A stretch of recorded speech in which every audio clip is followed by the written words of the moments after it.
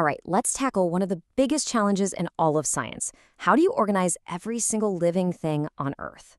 Well, to do it, we're going to build what you can think of as a massive library of life. Let's dive into the science of biological classification. I mean, just look at that number. Nearly 9 million known species. And that's just what we know about. From the tiniest microbe you can't even see to the biggest blue whale. It's just a staggering amount of diversity. So how do scientists even begin to make sense of it all? Where do you start? Well, the answer is this really powerful idea called classification. It's the system that scientists use to bring some order to what seems like the beautiful chaos of nature. See, by grouping organisms based on what they have in common, we start to see these amazing patterns that connect all life on our planet.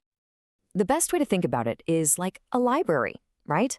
You don't just walk into a library and see a giant pile of books on the floor. No way. They're sorted into sections, then onto shelves by genre, and then alphabetically by author. Biology does pretty much the same thing to organize its library of life. And that's exactly what we're going to walk through today. Okay, so let's step into our library. The very first level of organization, think of these as the huge main sections of the library, are called the three domains. This is the biggest, broadest way we sort every living thing. Yup, that's it. Just three. At the absolute highest level, all 9 million or so species on Earth fit into one of these three massive groups. It's a pretty amazing simplification when you think about it, isn't it? So, if the domains are the main sections, then the 6 kingdoms are like the bookshelves within those sections. Here's where we start to get a little more specific and zoom in on the next level of detail. So we've got 6 of these fundamental bookshelves, and they hold all of life's incredible variety. Let's go ahead and take a quick tour of each and every one. Our very first stop is Kingdom Archaeobacteria. You can think of these guys as the specialists of the microscopic world.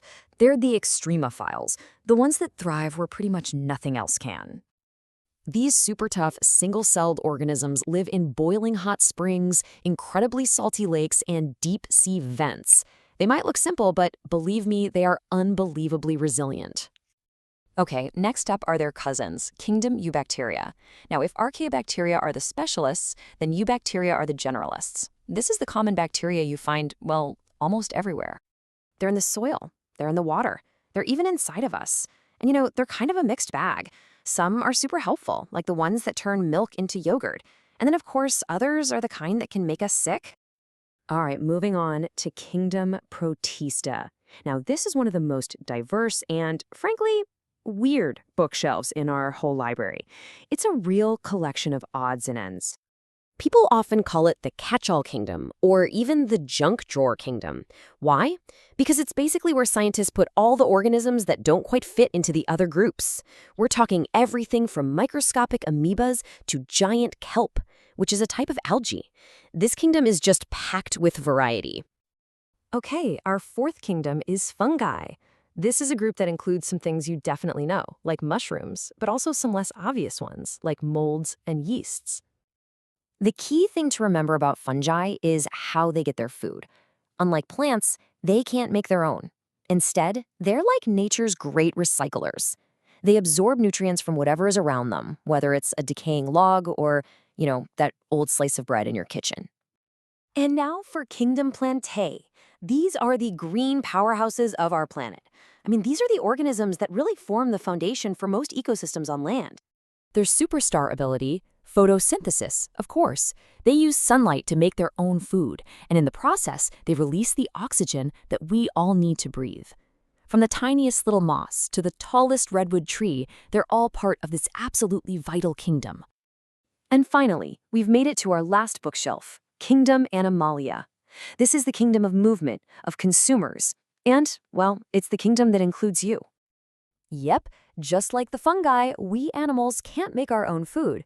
We have to eat other organisms to get our energy. This group includes every creature you can think of, from insects and fish to birds and, yes, us humans. Welcome home. Okay, deep breath. We've just toured all 6 of the bookshelves, the kingdoms. But how do they fit back into those 3 main sections, the domains? This is the big aha moment where the entire layout of the library just clicks into place. And here is how it all connects. It's actually really elegant. The two bacteria kingdoms, Archaebacteria and Eubacteria, are so different from each other at a genetic level that they each get their own domain, archaea and bacteria. Then everything else, the protists, the fungi, the plants, and us animals, we all get grouped into that third domain, eukarya. And what do all of us have in common? Our cells all have a nucleus. It's a simple and really powerful system. All right, you've seen the whole library. You know the main sections, you know the shelves. So, you ready to play librarian for a second? Let's do a quick check and see how you're feeling about this system. Here we go. We've got a mushroom, a human, and the bacteria from your yogurt. Your job is to match each one to its correct kingdom. Is it fungi, animalia, or eubacteria? Go ahead, take a second to think. And there they are. The mushroom, since it's a decomposer that absorbs its food, belongs to fungi. The human, a multicellular consumer, is in Animalia. And that helpful yogurt bacteria, a classic example from the kingdom Eubacteria. So, how'd you do? And that just about brings us to the end, but I want to leave you with one final thought. This system is our best map of life as we know it for now, but science is always exploring. As we find new organisms in the deepest parts of the ocean, or maybe, just maybe, one day on other worlds, how will we have to change our library? What new sections or even entirely new libraries might we need to build? It's a pretty exciting thing to think about. Thanks for tuning in.